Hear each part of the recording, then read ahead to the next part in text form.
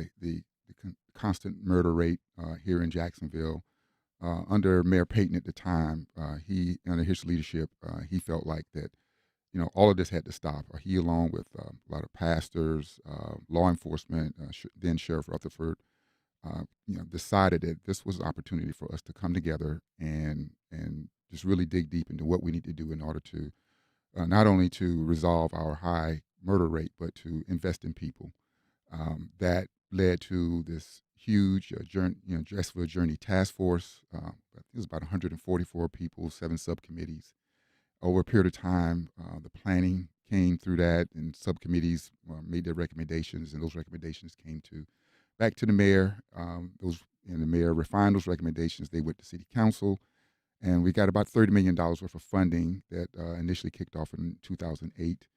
Um, Mainly investing initially in some city infrastructure to help communities plan for safer areas, and then investing in a lot of it was in after school programming and out of school programming and other reentry programs that would help and really sort of tackle fill some of these gaps that we knew that were the root causes of crime in the community. WC, Charles mentions Drashana Davis. She, of course, was an 8-year-old girl. She was killed in her grandmother's home. She was watching a DVD of The Cat in the Hat, and she died shielding two of her little cousins from this hail of gunfire that was targeting her uncle. Do you much remember that? Is that something that was still a kind of a salient memory for you? Well, I think it's very vivid in all our Right, minds right, that were there at the time. Um, Jacksonville at that time was called the murder capital of the state of Florida, and there have been efforts and a lot of talk about doing something, but this was just the final blow to have this beautiful child killed in her home, doing what children do, and to realize that not only was it not safe to go out in the streets, it was no longer safe to be at home, and it really did touch Mayor Payton and put together this initiative. Susie Wiles was in charge of it, Mhm. and everyone knows Susie's capacity. And we spent about 6 months initially putting everything together, and it was very effective. We saw a significant drop in crime as a result of the programs that were put in place, and I think also just an awareness in the community, pulling so many people together. And for the first time, you got the state attorney and the public defender working together. You got the sheriff saying, we can't police our way out of crime. We've got to have the city engaged. We had the school system, which usually says, that's not our problem. And the city says, it's not our problem. We all agreed it's all our problem. And so the city came together, and it made a huge difference over the next 2 or 3 years. We saw the homicide rate drop substantially, and crime in generally drop. And then under the next administration, and in fairness, we were in a recession. A lot of funding was pulled, a lot of programs were dropped, and we kind of dropped back to the same place we'd been in terms of the crime and the homicides, which, by the way, we now, I think all of us know, have dropped incredibly in the last couple of years, which is partly a nationwide phenomenon, but I think is also due to the good work of our police and our sheriff here in Jacksonville. Yeah, we have seen a remarkable decline, about 50% decline in the murder rate just in the past year. Um, and I know that at the time that urgency was very powerful from the death of that little girl, and the mayor even said at the time that it was the most devastating event in his time as mayor that he experienced. He was really personally shaken by this, as was the sheriff at the time, John Rutherford. Um, does having distance from a animating event like that change the sense of urgency for this new Jacksonville journey? Since this is kind of coming out of an administrative desire as opposed to a community tragedy. I would say no, because one of the things that we didn't do the last time, and this is a learning experience, right? We're learning from best practices from last time.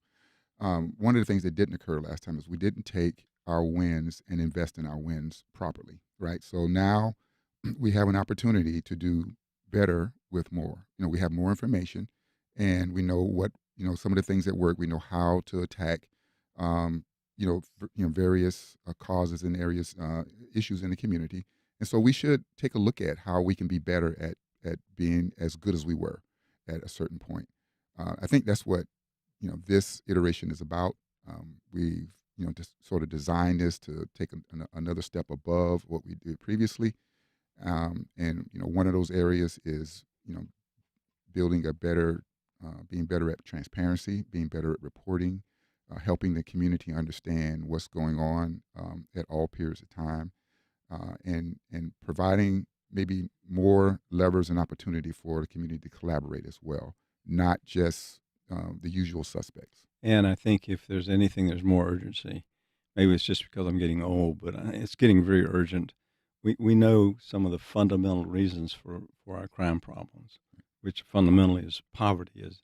And we know that, for example, we've learned through the journey process and pilot programs that we've initiated that we can make a difference in these children's lives, primarily by teaching them how to read.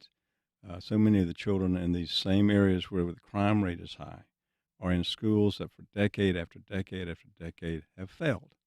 And we have schools where only 20% of the children can read proficiently on third grade level when they get to the third grade.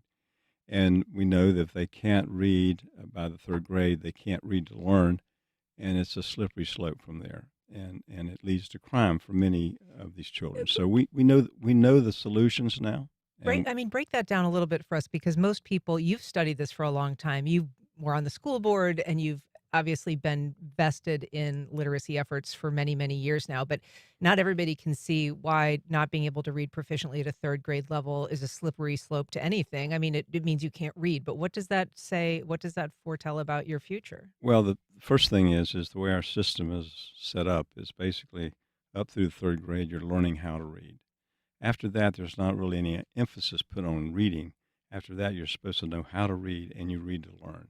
If a child is still reading at the first grade level when they get to the fourth grade, they're not going to be able to learn.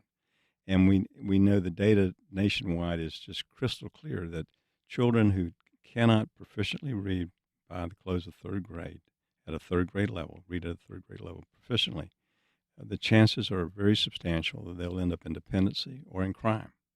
They can't compete in school. They drop out, or if they struggle through, they cannot get a high wage job. And so many of these children have so much potential that never gets fulfilled because they're deprived of the gift of reading.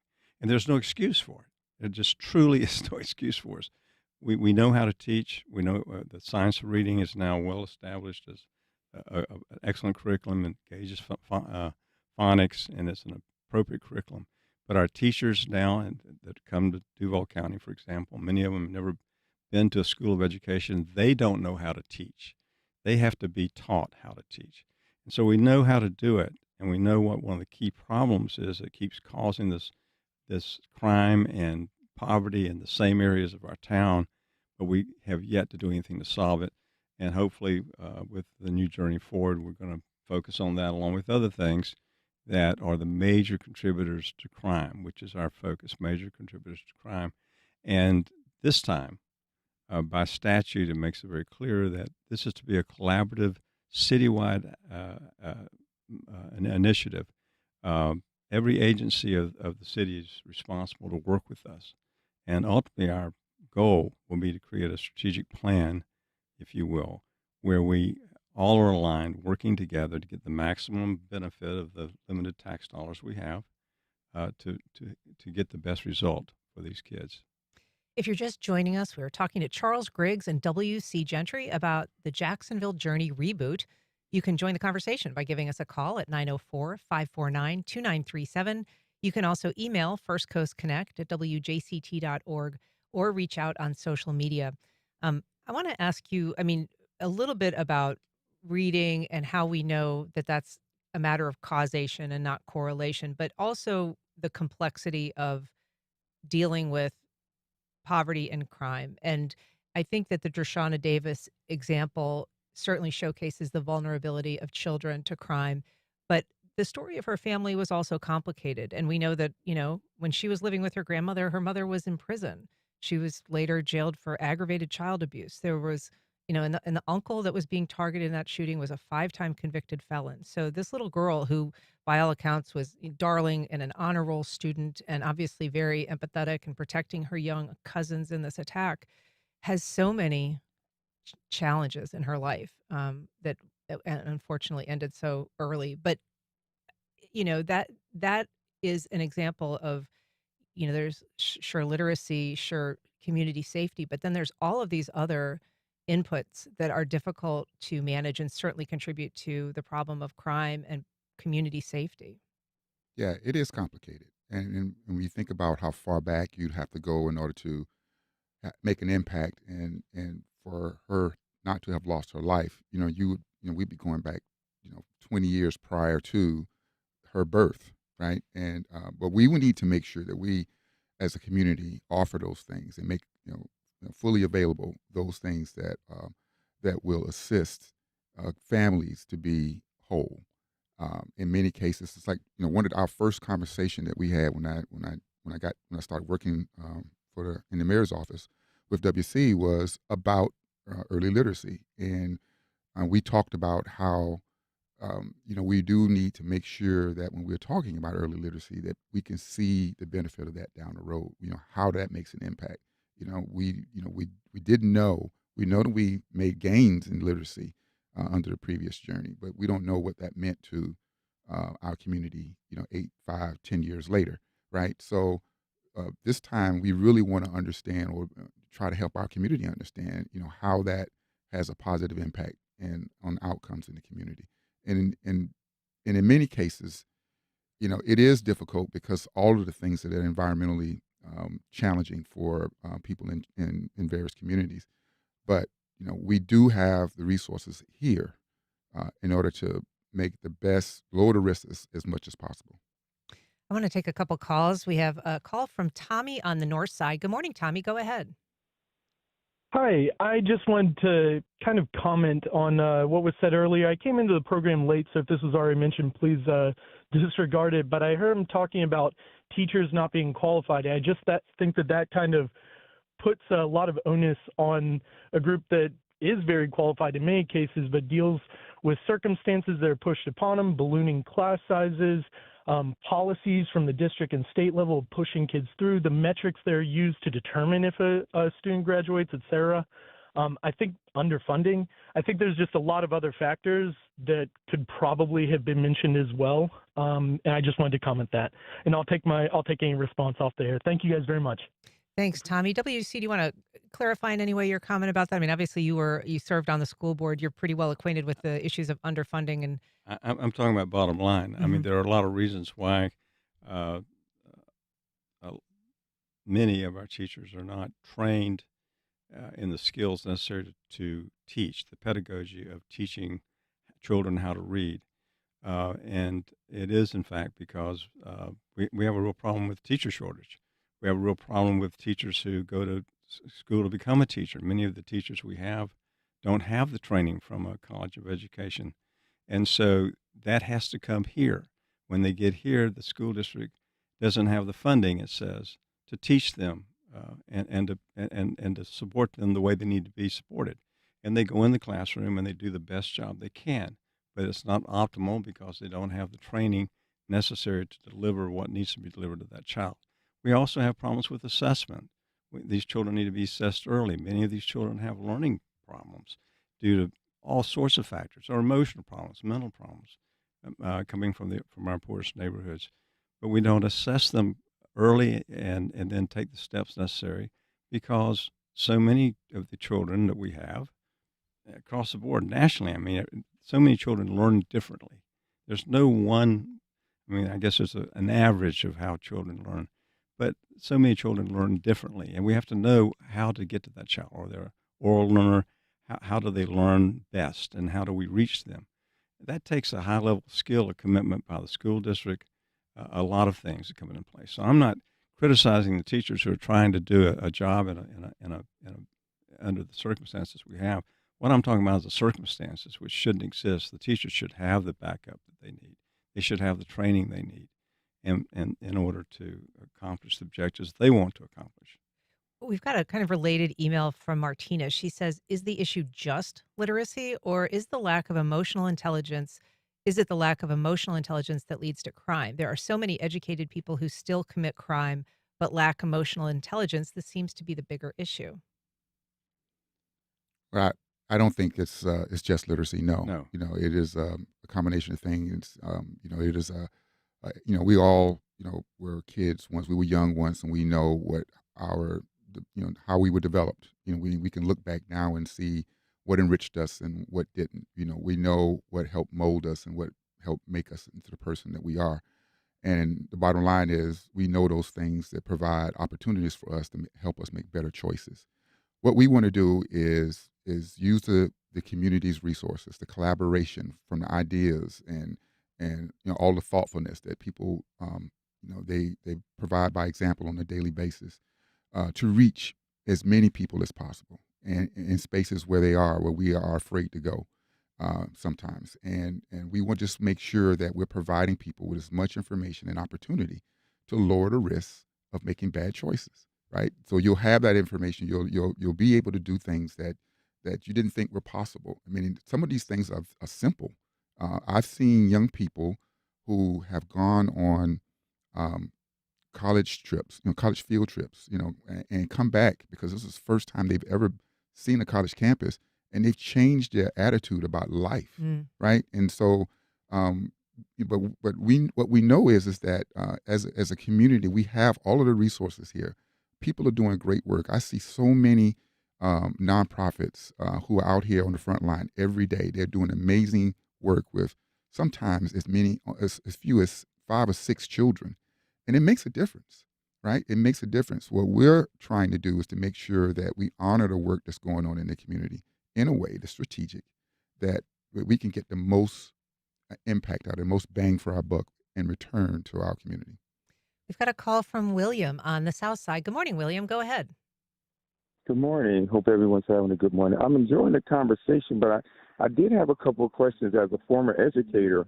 One of the questions was, how are you involving, and I'm sorry if I missed it earlier, the parents in the community with the Jacksonville journey? Because one of the key elements for success is inspiring the inspiration for parents to want to learn as well, along with their children, and also creating libraries in their homes and other events and activities that inspire them to want to participate and also want to learn. The other question is, with all the testing that's going on in the district for years, what are the reading scores saying about where does improvement need to come from? Is it new strategies? Is it new objectives? Is it the changing of the state standards? Because there has to be a metrics built in place somewhere that can be implemented that y'all could use, because this has been going on for years. I've been teaching over 30 years, and every once in a while you hear about the efforts to increase reading, but nothing changes as far as strategies. So thank you for answering the questions. I appreciate it.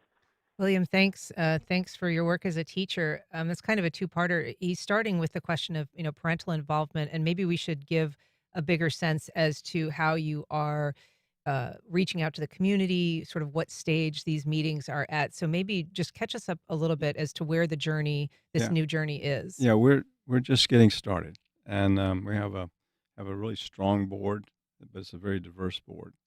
And we have a general, and we have a barber, and but everyone is really engaged.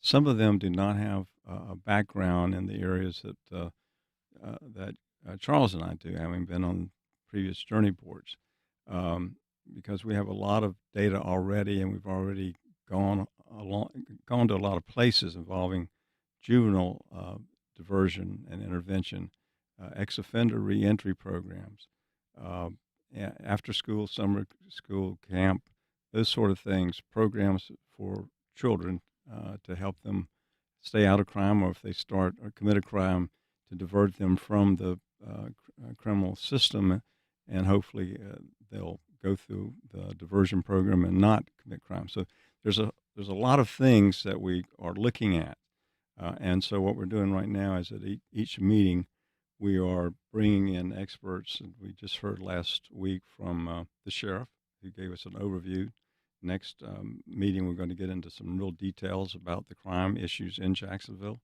We also heard from Dr. Cheryl Fontaine, who spoke to this very issue, which is a program that is funded by KHA and That's the Kids Hope Kids Alliance. Hope Alliance, and which right And now we should say Cheryl Fontaine is at UNF. She's the director of the Florida Institute of Education. at UNF, Florida Institute of Education at UNF. And Dr. Fontaine is working on a program in two of our most challenged schools. And one of the big keys to its success has been engaging parents. It's always an issue of how do we get the parents engaged. And but they have a very successful program where they have taco nights to celebrate what the children are doing, and a school of I think about 400. Mm-hmm. They had over 140 parents show up for that, and so the parental engagement is a very big issue. I know that the district has a program for parental engagement. They have a college for parents, but it's hard to reach out. I was on the school board, and it was one of the most frustrating things was reaching out to the parent. And how do you make that connection? You almost have to do it on a one-on-one basis, or you have to have a program such as Cheryl's now building in these two schools. So it's not an easy task, but everyone is absolutely right. It all begins at home. The child's emotional development, their physical development, their reading of development starts at birth, or maybe even before birth. And so it's not just K through 3; it's what leads up to kindergarten. It's so important. So I think everyone recognizes that, but it's always been one of the big challenges: is how do we engage the parents? And everything we're doing and going to do is going to be community-based and reaching out to the community and to the parents. And William was also asking then about tests, what they show, Charles, in terms of what is missing.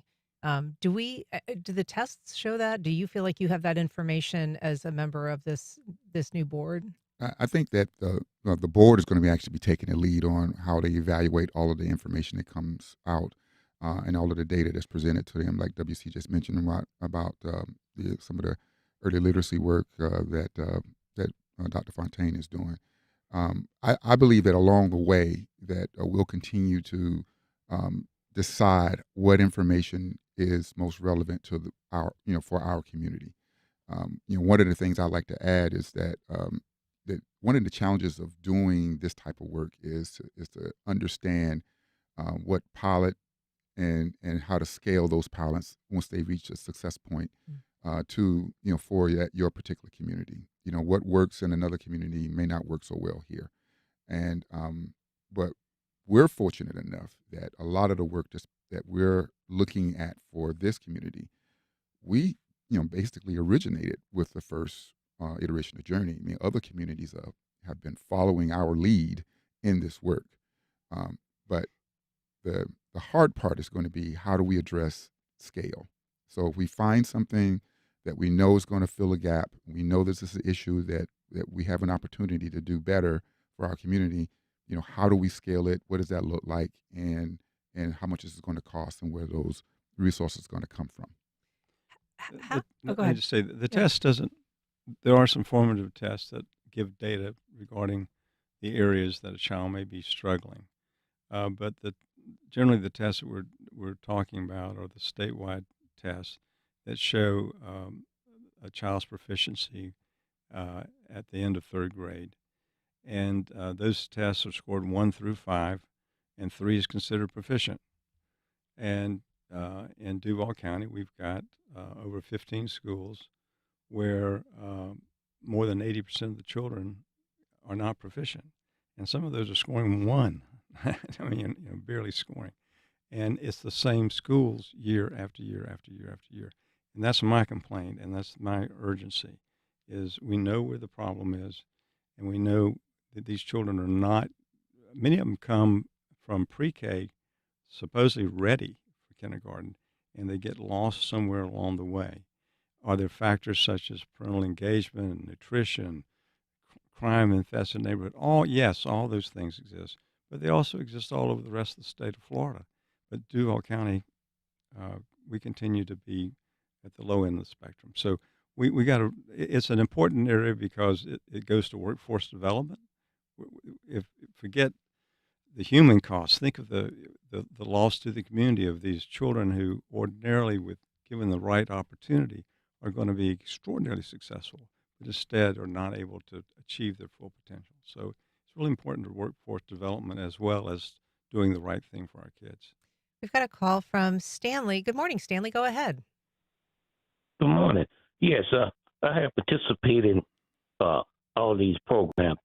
Last time I talked with Gentry and the this organization here, they fail to understand the most important part, and one of them is economic development. You have not seen any change in taking place in those communities. Most of them underserved African American community, especially when it comes to the school system. For example, it's not just literacy, but it's comprehension. They're not. I had the same issue when I was addressing Kids Hope Alliance. They kept talking about funding, but we also found out that most of the funding went to the top for income. And most of the people who was receiving the money don't even must live in those communities. But economic development is not taking place in most of those communities. Thank you. Thank you, Stanley.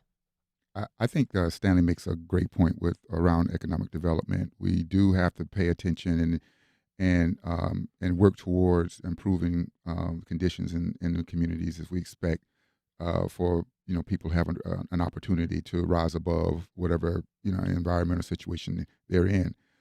With that being said, I think we also need to make sure that we're equipping people with the resources that they can thrive as well individually. That means we need to get as early as possible getting people to read and comprehend, young people to read and comprehend, and then having them in rigorous coursework, and developing those interpersonal skills, and who knows, maybe these young people are the ones who are going to create that economic change within their own communities. I tend to want to bet on the individuals who we're within our community who we're serving. I have a lot of confidence in people because I know that they can rise above their current situation. So our job again is to collaborate with as many people as possible with the community to provide as much resources on a level where we can have the greatest impact for everyone. If you're just joining us, we're talking to W.C. Gentry and Charles Griggs about the Jacksonville Journey Forward, and you can join our conversation. We have a couple of messages coming in from email and Facebook on two different matters. One asking, are you able to get the sheriff on board with civil citations? And then a question about, are you involving the Head Start programs? They've been working to alleviate poverty since the 60s with a focus on ages 0 to 5, and the families.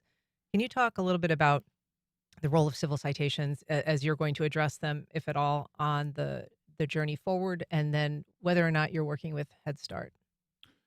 So we haven't gotten that far to civil citations. We are working with the sheriff, as Chairman mentioned. He did present at the last meeting, gave us an overview. He has been a great collaborator in this effort all the way from, since I've been here, since I've been in the mayor's office. He's been a great collaborator every step of the way in this process. So I would imagine if the board tends to want to address it, then, he'll be an active listener. But we haven't gotten to the point where that has been, something that's come to the board level yet. And we should say, I guess we're talking about adult civil citations, Yes. because we do have juvenile civil citations. What about the Head Start component? We've got through Kids Hope Alliance and the Early Learning Coalition of Duval. We've really got a very strong early program, and Head Start is just one of those programs that does great work, by the way. And there is a lot of collaboration among them, which is very rewarding to see. That's always been one of the problems in Jacksonville. We tend to be in silos, and one of Right. the things we at the Journey want to do is get everyone out of their silo and working together. But in the early learning arena, there's been a lot of really good collaboration. Head Start is part of that, but they work with the Early Learning Coalition, Duval, and with other programs for the VPK programs, and of course Head Start starts with very, very young. But Head Start is kind of the gold standard by which we hope to get all the early programs. What is it that you are able to draw from the last successful iteration of the journey? There was the significant drop in crime, which you've mentioned, but we're also beginning this journey again when there has been a significant drop in crime, sort of independent of this board and the work that it's going to do. And as you said, sometimes it's just cyclical, right? Are you confident that that was what led to the drop in crime back in 2011 after a couple of years of journey initiatives, that was really the trigger that led to that? Obviously, it rebounded after that, the homicide rate. Well, you can't really measure that. I mean, you can't say absolutely that was the difference. Other communities did not see the drop in their rates that we saw. So I think we have to say that it certainly contributed to the drop in crime, and particularly the murder rate dropping. And I think that the programs which still exist are probably contributing to the circumstances we see now. So many of these things are long-term. We started off talking about literacy. People are like, well, children don't commit crimes. What are you doing here? And you mentioned the problems with the parents and the community. Well, for literacy, for people, for the issue of reading and children being proficient readers to have an impact, it's going to take 10, 20 years before you see the results of that. And so hopefully one of the reasons why our crime rate is down is the good work that's being done throughout this community, as Charles said, with nonprofits and with the city's programs is making a difference along with the police work. Yeah, and I think also that we have a tremendous amount of nonprofits out there who don't get funding from the city, who are contributing to the work that's going on, and that's what the collaboration is about. We need to have as many people at the table who are doing the work and not getting funding from the city. There are people out there who are corporations who have programs that don't have anything to do with the government that can be connected to the work that other folks are doing, that we can certainly measure in the future and see how well we work together. So you have a budget. I don't know if it's a modest budget or a large budget. I mean, this year you've got about $600,000 that you are to spend towards the early stages of getting the journey forward, up and running. How is that money going to be best spent? Yeah, so we did get allocated $600,000 from City Council last year for this year's budget. We anticipate that money will be spent by the board prior to the end of the fiscal year with some type of programming that has been identified through the transition report. When Mayor Deegan came in, she built the transition report, and under the public safety area, there was the Journey Forward Reboot area. So there are a set of recommendations there, which I consider are low-hanging fruit that we get to address with some funding. Now, they will be probably not much, but at least give us a peek at how we can address some of these areas. At this point, again, it's up to the board's discretion, but we've been able to at least look at some reentry opportunities, some support for reentry opportunities, and we'll probably, depending on what the board says, look at spending at least some of that money administratively to help us do things that we'd like to see done down the road, such as have more community meetings, stand up our transparency activities, and to do some real intense community engagement. And reentry, you mean people who are returning from prison citizens, who are trying to come back into society. Got a call from Tom on the west side. Good morning, Tom. Go ahead. Yes. Good morning to you all, too. I just wanted to say that I wanted to pick up on what Stanley said about economic development, because I feel that if we invested $1 billion in economic development instead of a new jail, we might find out that we don't need a new jail. Also, civil citation and the help for reentry, we've got to quit ruining people's lives by incarcerating them unnecessarily. We got to advance the city of Jacksonville altogether as a whole, and I think we have to look at the picture holistically. Thanks, Tom. I mean, I think it's a legitimate question when we talk about investing in reentry programs, if those dollars might be better spent at a front end, preventing incarceration, because we know that it is very difficult for people to reenter after they've been incarcerated. We know that it's costly. They're coming back without a job, without a home, without very often family support. But if you were to prevent that initial incarceration somehow, if those dollars, Mhm. are better at the front end than the back end. Well, the reentry programs, I always consider that to be the low hanging fruit Right. because we've got data that shows that when they come back to Jacksonville after being in prison, if they're help getting a job training, getting them a job, helping them find housing, getting them back in the community, they don't recidivate. Right. And so those programs have been hugely successful.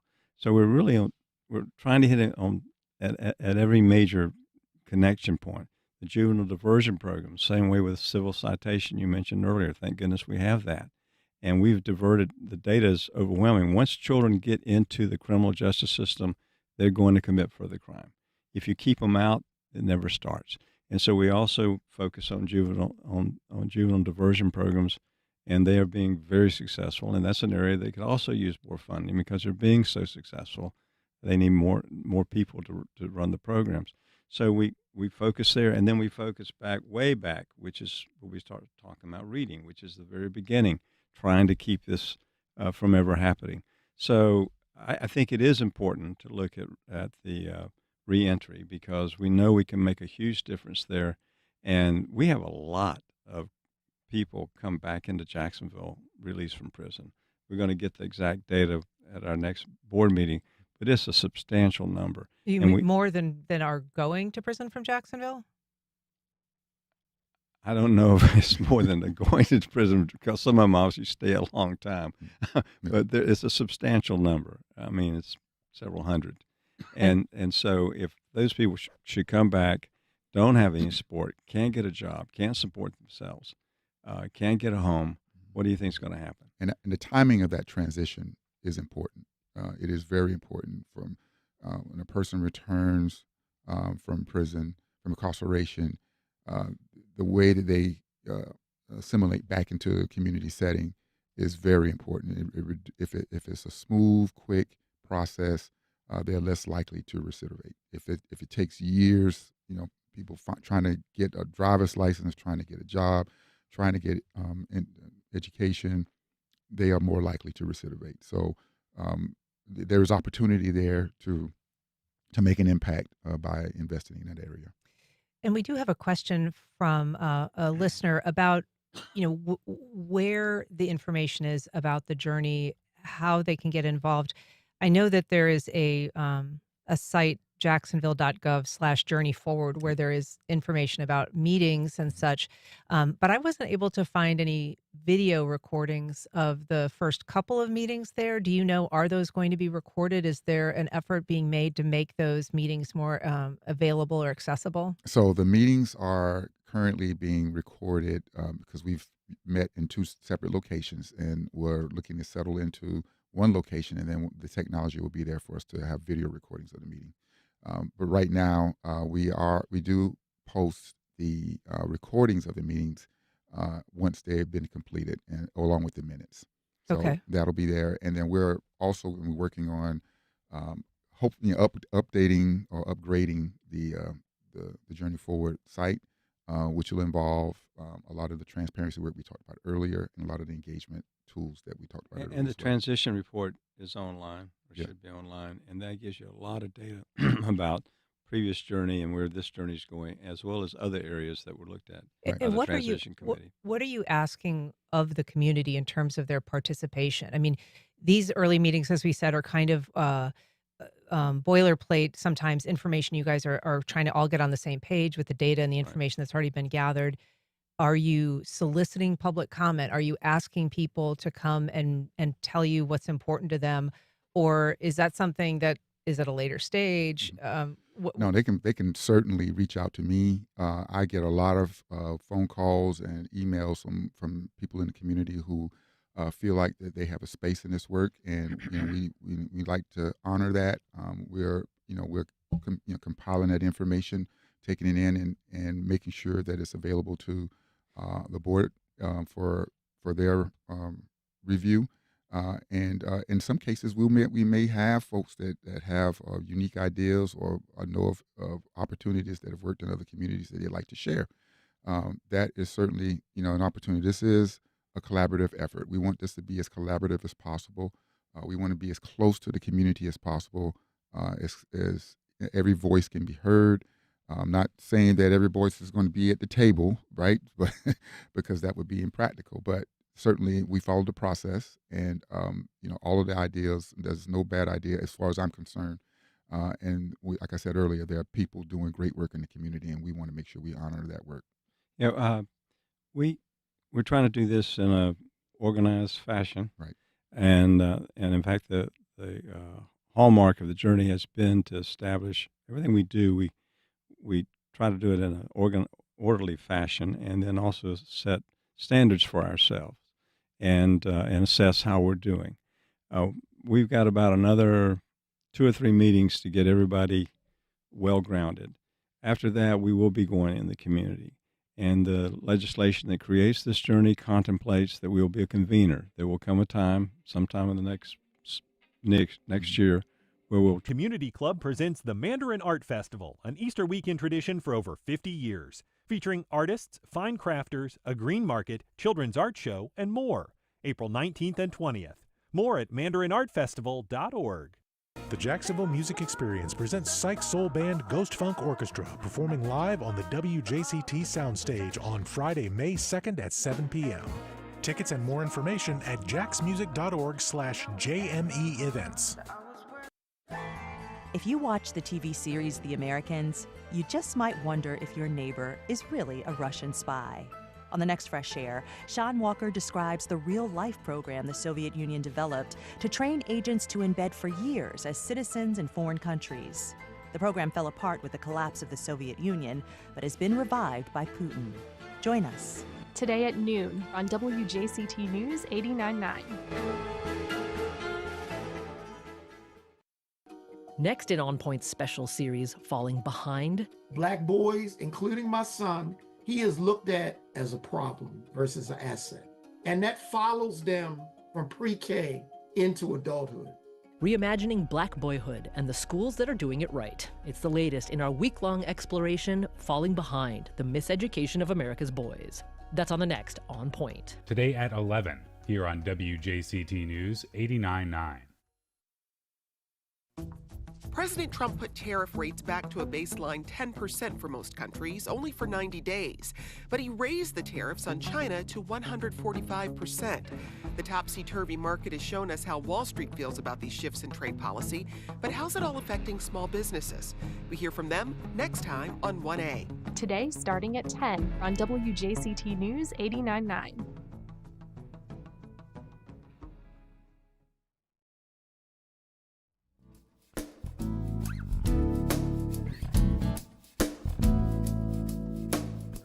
Welcome back. Well, her name is Amy Beach, and perhaps it's no great surprise that the beach has become her focus and her passion. She is the founder and director of the coastal conservation nonprofit Beach Junkie. Amy Beach, thanks for being here. Thank you so much for having me. So Happy to be here. I'm glad to have you. I have a theory about people whose names become their destiny or their profession, but you actually grew up pretty far from the ocean. I did. I grew up in Hilliard, Florida. That's where my country accent comes from. But yeah, I do love the beach now. It wasn't my dream or goal to end up at the beach, but here I am. Yeah. And so you began just kind of walking the beach, enjoying the beach. When did it become a priority for you to start focusing on cleaning up the beach and helping educate others about the need to help marine life and the coastal environment? Well, it started out with just me going to the beach early in the morning to enjoy the sunrise. And then I did start noticing tracks on the beach, and I became more. Sea turtle tracks. Right. And so I did start with the cute name first, but didn't really know what to do with it until I started being at the beach more and realizing there is a need for sea turtle and ocean conservation.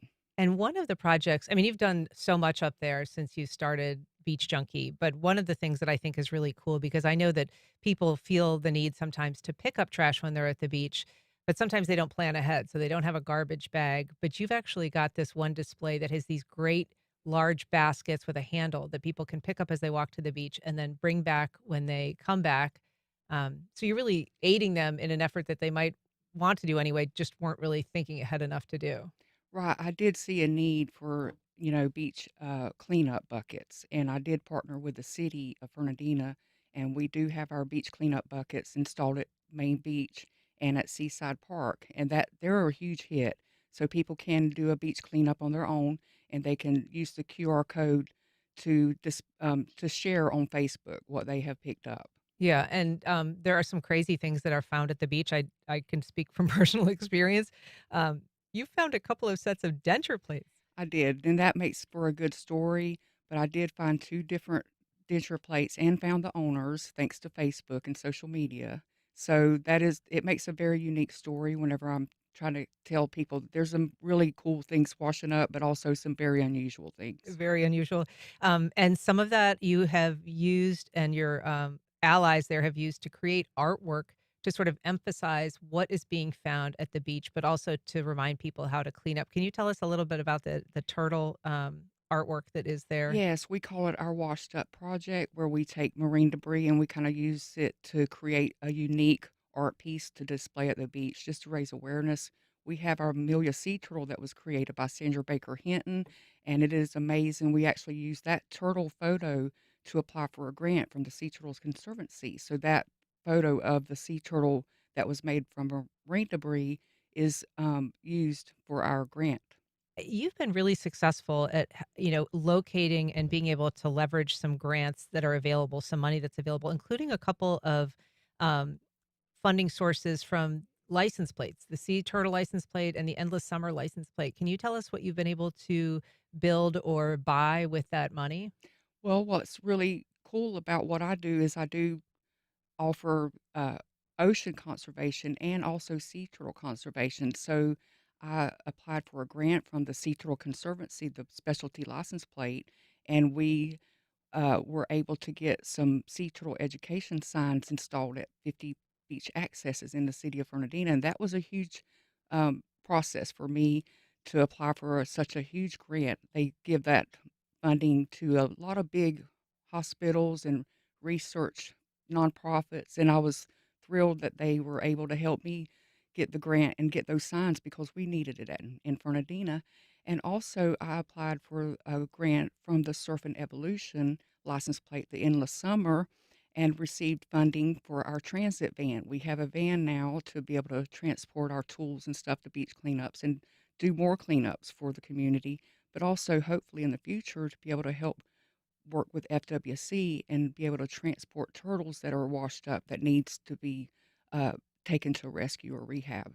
And we don't have a ton of time left, but one of the reasons that we're talking today is the second annual Sea Turtle Festival is coming up this weekend. It's April 19th from 10 to 3. Just briefly tell us what people will find if they attend.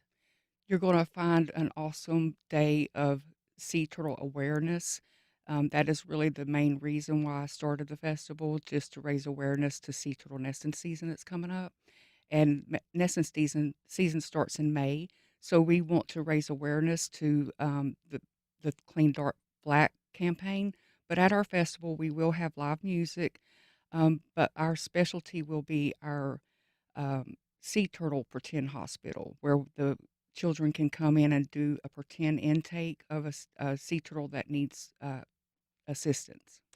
Well, it's the second annual Sea Turtle Festival. There's much more information about what Beach Junkie is doing at beachjunki.org. Amy Beach, thanks so much for being here. Thank you so much for having me. Yeah. Thank you for listening. If you have questions or comments, you can send either to First Coast Connect at WJ. Connect is provided by Baptist Health and the North Florida TPO. Baptist Health is a proud supporter of First Coast Connect. Baptist Health, committed to building a healthier community for all of us. More info at 202-4YOU or baptistjacks.com. The North Florida TPO is dedicated to transportation planning, funding, clean fuels, and new technologies for a vibrant, resilient, and connected region. More information available at northfloridatpo.com.